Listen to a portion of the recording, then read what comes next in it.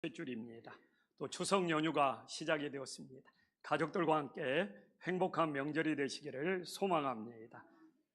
저는 예전에 오늘은 6절부터 읽었지만 1절부터 6절까지 해서 다윗의 가족이 이 아말렉의 포로로 잡혀갔을 때 다윗이 위급한 상황에 하나님을 힘입어 용기를 얻었다는 설교를 우리 성도님들한테 전한 적이 있습니다. 그래서 오늘은 그 후에 다윗이 용기를 얻은 이후에 문제를 어떻게 해결하느냐를 우리 성도님들과 나누어 보고 싶습니다.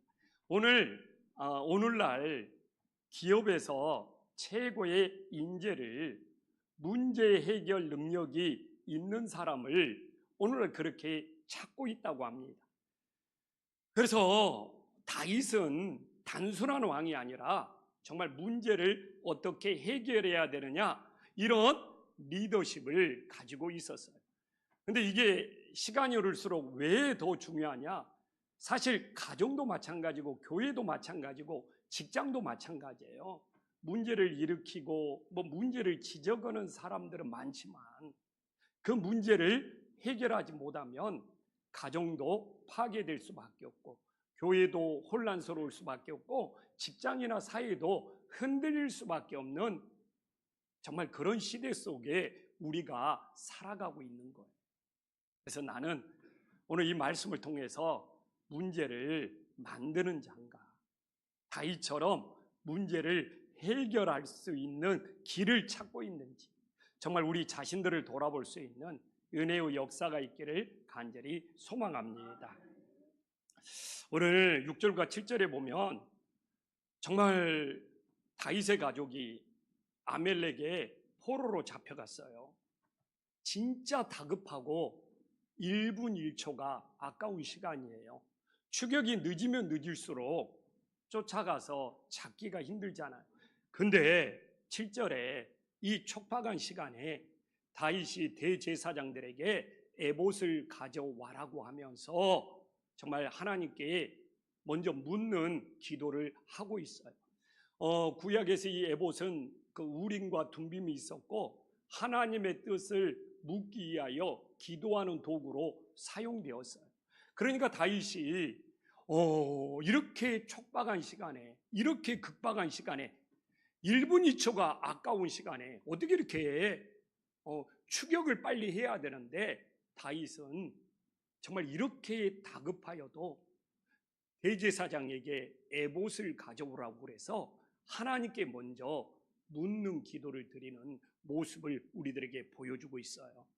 그래서 이처럼 우리가 위기의 상황을 만났을 때 정말 다급할수록 서두르지 않고 정말 하나님의 뜻을 묻는 것이 오히려 문제 해결의 출발점이 됨을 깨달으시기를 간절히 소망합니다.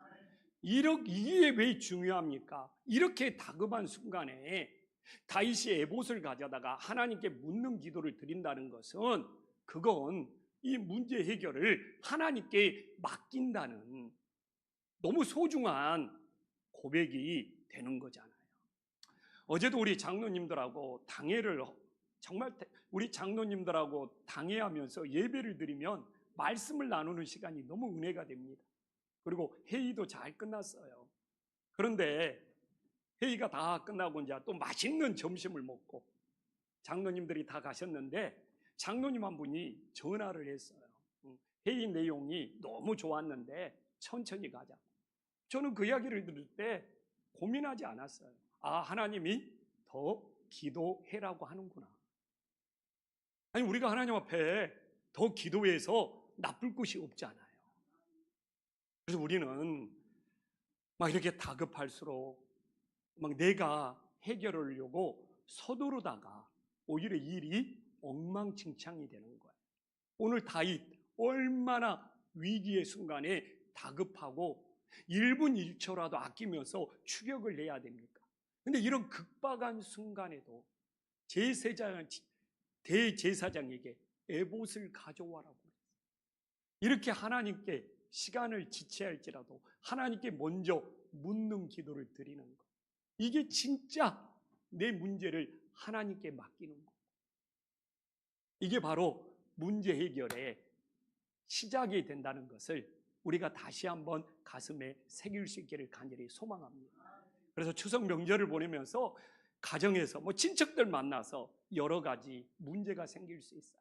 내가 서둘러서 해결하려고 하는 것이 아니라 먼저 하나님께 묻는 기도를 하면서 하나님의 해결책을 찾을 수 있는 은혜의 역사가 있기를 간절히 소망합니다. 그러면 다윗이 이제 어떻게 하나님 앞에 기도하고 있습니까? 8절을 보면 기도의 내용이 나오고 있어. 여호와께 묻자와 내가 이 군대를 추격하면 따라잡겠나이까? 지금 다윗은 추격을 할 것인지 말 것인지 고민하는 기도를 드리지 않아요. 추격을 한다는 것이 지금 결정됐어요. 히브리어를 보더라도 추격하면 추격하겠다는 거예요. 근데 다윗은 어떤 기도를 드느냐? 이렇게 추격하면 따라잡을 수 있도록 하나님이 인도를 해줄 수 있느냐? 이 인도하심을 구하는 기도를 드리고 있는 거예요. 이게 왜 중요하냐? 저도 마찬가지지만 나에게 고난이 닥치고 위기의 상황이 닥치면 또 내 몸이 아프면 왜 나에게 이런 일이 생겼냐고 신세를 한탄하다가 또 기도로 와서도 주님 나에게 왜 이런 문제가 생겼어요? 왜 나에게 이런 병마가 생겼어요? 신세를 한탄하는 기도만 하다가 끝나버리는 경우가 부지기수라는 거예요. 근데 다윗 봐보십시오.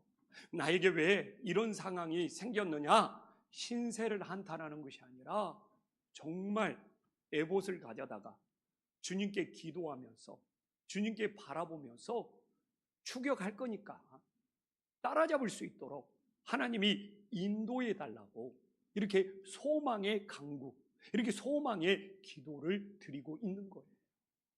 그래서 지금까지도 내가 인생에 지금 어려움이나 지금 문제가 생길 수 있어요. 그것만 바라보면서 내 신세를 한탄하는 것이 아니라 정말 주님을 바라보면서 이 문제를 해결해 달라고, 그래서 주님이 인도해 달라고 주님께 소망을 둘 수 있는 믿음의 자녀들이 될 수 있기를 간절히 소망합니다. 저도 또 우리 성도님들도 우리가 예수님을 믿는 사람들이 세상 사람과 다르다는 건 뭐입니까? 어려움을 만날 때 나타나는 거예요. 정말 세상 사람처럼 신세 한탄하는 것이 우리의 푸념이 되지 말고 정말 이걸 해결할 수 있도록 주님의 인도하심을 간구하고 바라보는 소망의 자녀들이 될 수 있기를 간절히 소망합니다. 이렇게 해서 다윗은 문제를 해결하기 위해서 추격을 시작했습니다. 근데 이게 문제예요. 외부의 문제를 지금 해결하고 추격을 하는데 꼭 엎친 데 겹친 격으로 내부에서 또 문제가 발생을 해요. 그래서 오늘날 세상은 그래요. 무슨 외부의 문제가 발생하면 그 외부의 문제를 막 해결하기 위해서 열심히 뛰어가다가 내부에서 일어난 문제를 소홀히 하여서 정말 무너지는 가정, 무너지는 교회, 무너지는 회사가 부지기수예요. 근데 오늘 9절과 10절을 봐보십시오. 다윗이 아멜렉을 추격하기 위해서 600명이 부솔 시내까지 함께 왔습니다. 근데 내부에 문제가 생겼네. 이 부솔 시내를 피곤하여 건너지 못하는 사람이 200명이나 생겨버린 거예요. 이거 내부적으로 큰 문제가 생긴 거예요. 이처럼 외부의 문제를 해결하고 막 추격하다가 오히려 또 내부에 이런 문제가 생겨서 갈등하고 분열되고 넘어지는 경우가 부지기수라는 거예요. 근데 다윗은 이 문제 해결에 능력이 있다니까요. 그래서 하나님 보시기에 합한 왕이 되었다니까요. 오늘 우리 노예진 목사님이 기도인 것처럼 왜 피곤한 200명을 억지로 끌고 가지 않고 부솔 시내에서 편히 쉬게 하면서 회복하도록 배려를 했어요. 근데 만약 여기서 억지로 피곤한 200명을 진짜 끌고 부솔 시내를 건너려고 했으면 더 지체가 될 거 아닙니까? 더 큰 분란이 생길 수 있는 거예요. 이 오늘날에도 왜 교회가 분란이 생기고 어려움이 생기냐? 이 600명이 부솔시내까지 왔다는 것은 교회 예배드리러 다 왔다는 거예요. 근데 피곤한 자, 연약한 자를 억지로 끌고 추격하면서 교회에서 일을 시키고 봉사를 시키려다가 거기서 분란이 생기고 어려움이 생기더라고요. 예전에는 솔직히 제 눈에 안 들어왔어요. 그냥 열심히 부솔시내를 건너서 죽여가면서 하나님께 충성하고 봉사하자, 헌신하자, 이것만 눈에 들어왔어요. 그런데 이제는 교회라는 것이 부솔시내를 건너서 죽여가며 봉사하며 헌신하는 자도 있지만, 부솔시내를 건너지 못하고 세상에서 지치고 피곤하여 교회에 와서 머물면서 안식을 누리고 회복하는 영혼들도 있다는 것을 깨달으시기를 간절히 소망합니다. 제가 2부 예배 때 올라오다가 우리 연세 드신 권사님을 만났어요. 너무 반갑게 인사했는데 그 권사님이 그러는 거예요. 목사님, 내가 이 교회에 나오는데 하는 일도 없고 근데 왜 이렇게 저를 반갑게 맞아줍니까? 교회라는 것이 모두가 부솔시내를 건너서 추격하며 헌신하며 봉사하는 분명히 그 목적도 있죠. 그러나 또한 부솔시내를 건너지 못할지라도 오늘도 세상에서 지친 영혼들, 피곤한 영혼들, 힘든 영혼들이 아버지 집에 나와서 예배 시간에 머물면서 치유받고 회복받아서 돌아가는 놀라운 역사가 있음을 믿으시기를 간절히 소망합니다. 근데 이게 이제 눈에 들어오는 거예요. 이제 이게, 그래서 그 권사님한테 아버지 집에 와서 세상에서 지치고 피곤한 마음, 치유받고 회복받고 돌아가는 것, 이것도 교회의 중요한 역할이거든요. 그러니까 우리가 한쪽만 보면 안 돼. 한쪽만 보면 안 돼. 그래서 지금은 우리 막 성도님들을 억지로 끌어당겨서 부솔시내를 건너서 교회에서 무슨 일을 해야 되고 봉사를 해야 되고 그렇게 하고 싶은 마음이에요.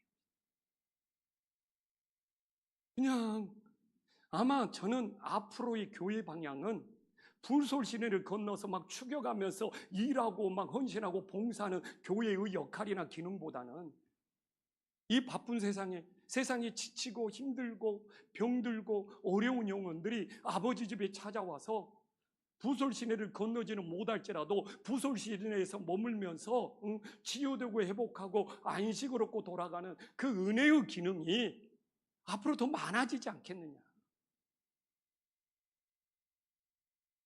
교회는 그 기능으로 갈 것 같아요. 오늘 우리 장로님, 요 시무 장로님 어제도 얘기했지만 지금은 진짜 교회에서 충성하고 봉사합니다. 진짜 꾸준히 다 해요. 제가 봐도. 근데 우리 장로님들이 지금은 시무 장로님으로 부솔시내를 건너서 어제도 부엌에 그 철빔 그 다이 같은 거 장로님들이 직접 다 집어넣고, 근데 우리 장로님들이 10년 후, 20년 후 막 부솔시내를 건너면서 지금처럼 일할 수 있겠습니까? 언젠가는 우리 시무 장로님에게도 그냥 세상에서 이제 열심히 살았기 때문에 인생의 항원역에 지치고 피곤하여 아버지 집에 와서 정말 안식과 평안을 누리는 또 그때가 오는 거예요. 그래서 어떤 교회가 아름다운 공동체냐? 각자의 믿음의 분량만큼 내 믿음의 분량이 부솔시내를 건너서 충성하고 헌신할 수 있을 때까지는 하나님 앞에 마음을 다하고, 또 이게 젊은 친구들도 저는 우리 아들을 보더라도 직장에 신입사원으로 들어가서 얼마나 일을 많이 하는지 몰라요. 막 새벽 2시, 3시까지. 저는 주일날 아버지 집에 나와서 예배만 드려줘도 고맙거든요. 그래서 좀 지친 몸, 피곤한 몸 회복되어도 좋거든요. 근데 막 우리 아들한테 너 부솔시내를 건너서 교회에서 막 충성하고 일해야 돼. 누구한테 보여주려고? 누구한테 보여줘요?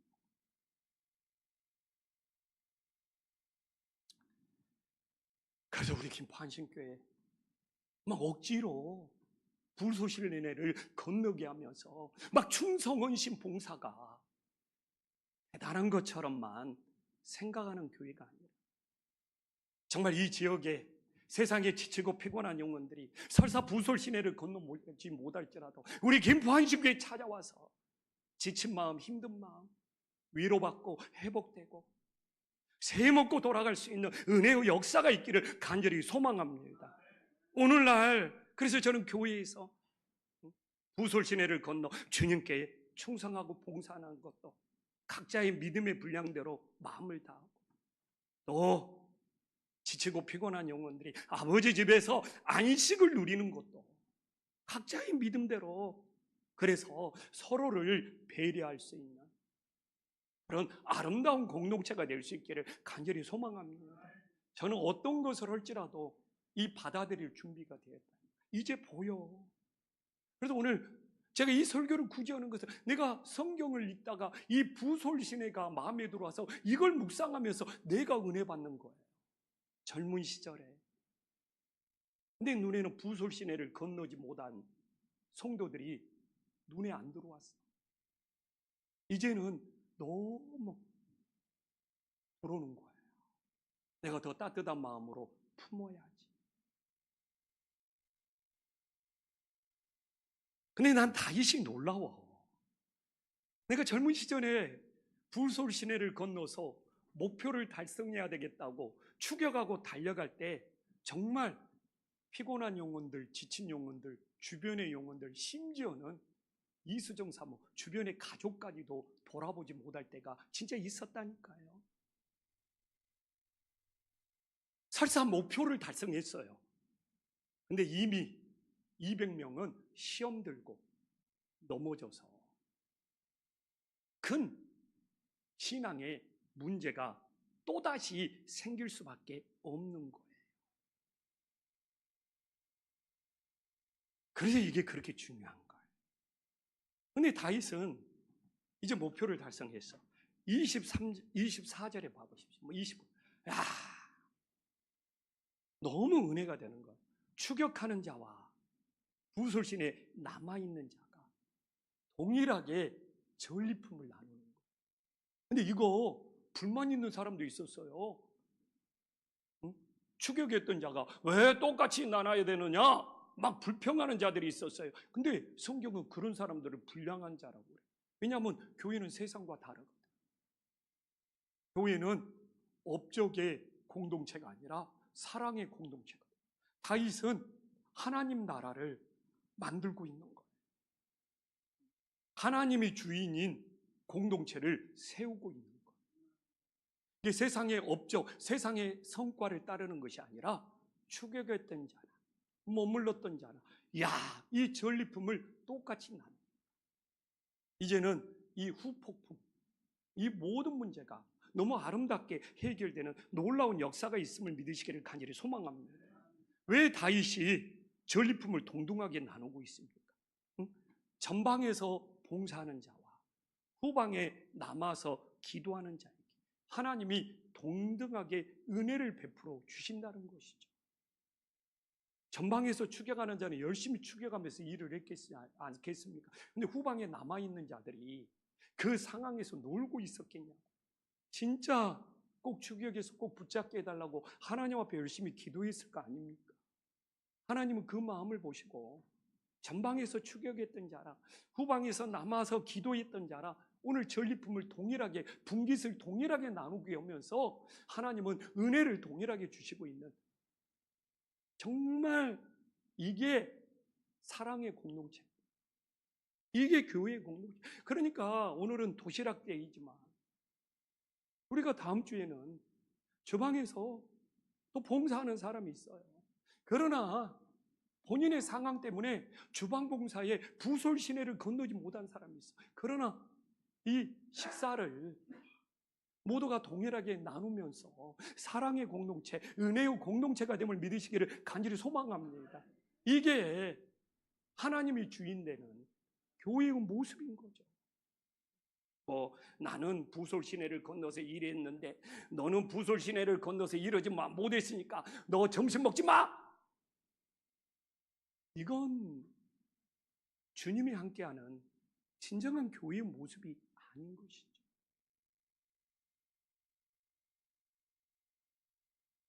스포츠에서도요, 전방에서 열심히 시합하는 선수와 후방에서 응원하는 관중이 함께 호흡했을 때, 그 선수가 더 인기 있는 선수가 돼. 저도 스포츠를 좋아하지만 가끔 인기 있는 선수가 관중들을 무시했다가 그의 그냥 운동의 커리어가 추락하고 몰락하는 것을 정말 수시로 봅니다.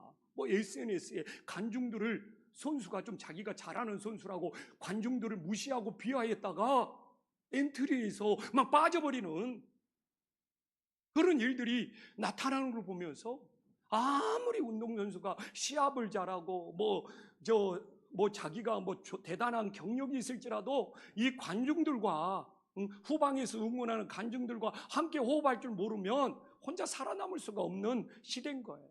교회는 안 그렇습니까? 오늘날도 전방에 떠나는 선교사님들이 있어요. 그러나 후방에서 보내는 선교사, 기도하면서 후원하는 선교사가 없으면 합력하여 선을 이룰 수 없다는 걸 깨달으시기를 간절히 소망합니다. 전방에서 선교지로 떠나는 선교사님 두말하면 잔소리일 정도로 하나님이 부르시고 소중한 사람이죠. 그러나 전방에서 선교사님들이 사역을 잘하기 위해서는 우리 김포 한신교회처럼 후방에서 이렇게 후원하고 기도하는 이게 전방의 선교사님과 후방에 이 보내는 우리들이 함께 했을 때 놀라운 하나님의 역사가 일어남을 믿으시기를 간절히 소망합니다. 그래서 저는 선교사님들한테도 이야기해요. 선교사님들이 기도를 받고 선교사님들이 후원을 받는 것이 절대로 당연한 것이 아니에요. 가끔 우리 그 목장 보면은 진짜 그 어려운 목장에서 그 어르신 목장에서 어떻게 정말 그걸 십시일반 모아가지고 목장에서 선교하는 거 보면 눈물 나. 우리 선교사님들 그거 정말 당연한 거 아니야. 왜냐하면 어떤 분들의 마음이 모아지는 걸 저는 알잖아요. 그 목장에 진짜 어르신들이, 할머니들이 진짜 본인 용돈도 부족한데 그걸 꼬깃꼬깃 모아가지고 선교지에 보내는 걸 보면 진짜 선교사님들이 하나님의 부르심을 받아서 선교지에서 충성하고 봉사하는 거 너무 소중한 일이에요. 그러나 후방에서 이렇게 기도하고 후원하는 이 보내는 선교사의 역할, 이거 당연시하면 안 되는 거예요. 저는 하나님께서는 오늘 말씀이 저는 너무 은혜가 되는 거예요. 전방에서 선교하는 선교사님이나 후방에서 기도하며 후원하는 우리 보내는 우리 한식교회 성도님들이라 하나님께서는 동일한 은혜를 부어주시고 있음을 믿으시기를 간절히 소망합니다. 그래서 오늘 이 부솔 시내가 너무 은혜가 된 거예요. 그래서 한신교회는 담임 목사가 성도들을 끌어당겨가지고 무슨 일을 안 시키네 이런 거 갖고 투덜하고 불평하지 말고 각자의 분량대로 각자의 믿음만큼 서로를 배려하면서 전방에서 일하는 선교사, 후방에서 보내는 선교사 합력하여 선을 이루고 하나님이 동일한 은혜를 주심을 믿을 수 있기를 간절히 소망합니다. 이럴 때 옆에 사람 한번 인사할까요? 하나님이 당신에게도 동일한 은혜를 주신대요.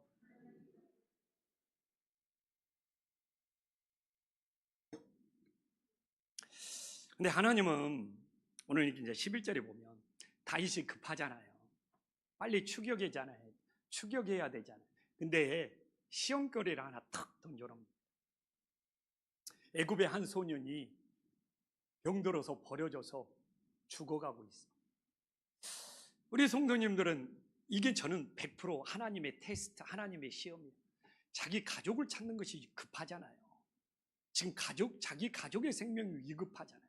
길거리에 버려진 애굽의 한 소년, 내 가족 살려야 돼 하면서 얼마든지 지나칠 수 있는 거예요.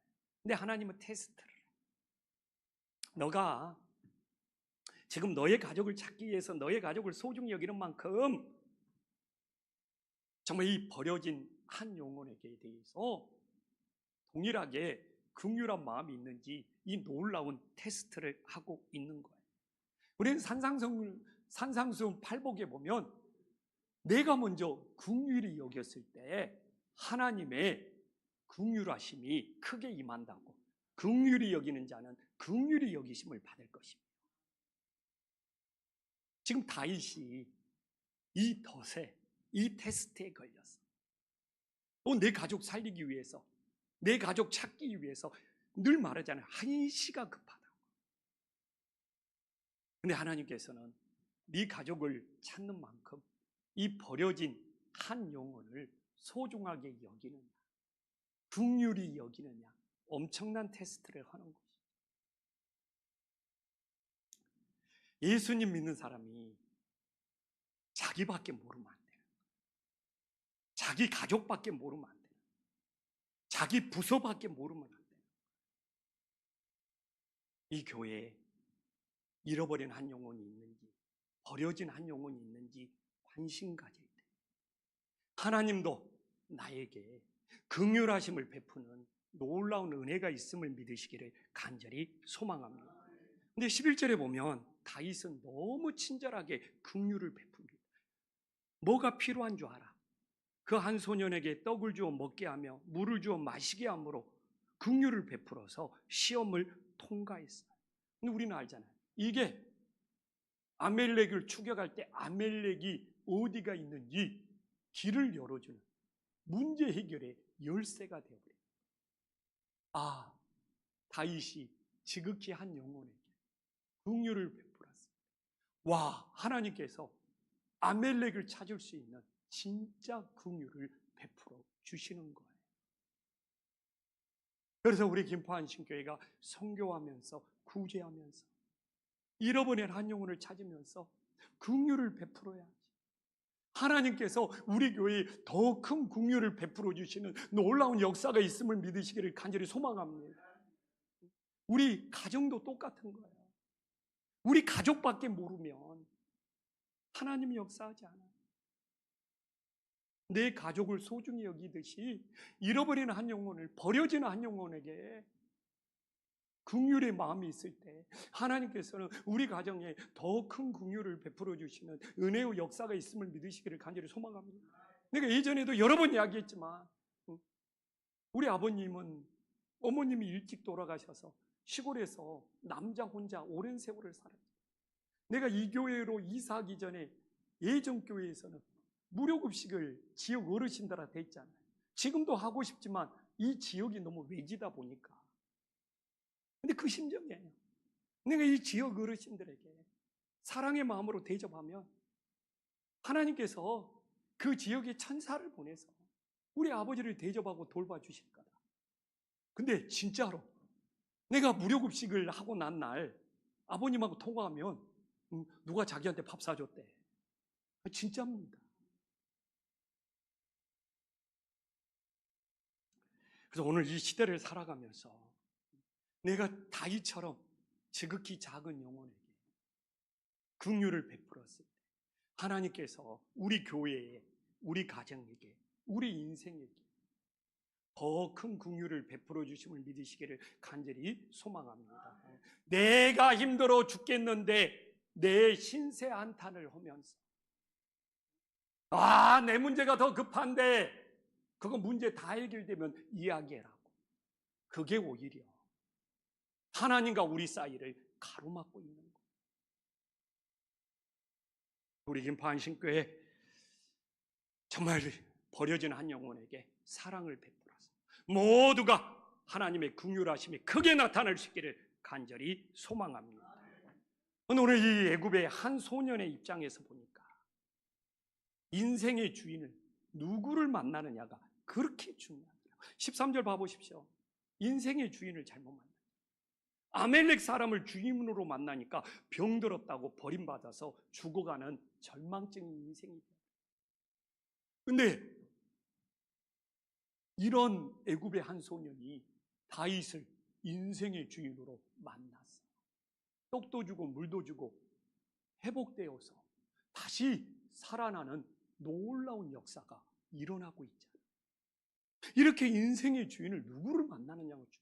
여러분들이 예수님을 인생의 주인으로 못 만나고 세상에서 살아가잖아요. 그러면 세상에서 논리는 그래요. 병들었다고, 이제는 나이 들었다고, 쓸모없다고, 진짜 버리면서 죽어가는 것이 세상에 돌아가는 루틴이잖아요.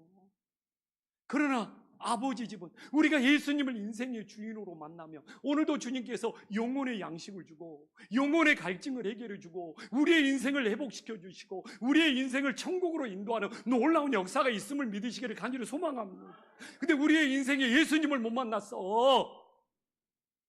세상에서 병들고 세상에서 버림받고 세상에서 죽어가는 거. 또한 봐보십시오. 인생의 주인을 누구로 만나느냐. 이 14절과 15절에 인생의 주인이, 이 애굽의 소년 아말렉의, 이 애굽의 한 소년이 인생의 주인을 아말렉으로 만났을 때는 약탈하고 훔치고 정말 자기의 인생이 약탈하는 도구로, 진짜 저주받는 인생으로 살았어. 그러나 15절에 다윗을 인생의 주인으로 만났을 때는 선한 도구로 쓰임받는 거예요. 구출하는 도구로 쓰임받는 거예요. 이게 이렇게 중요해요.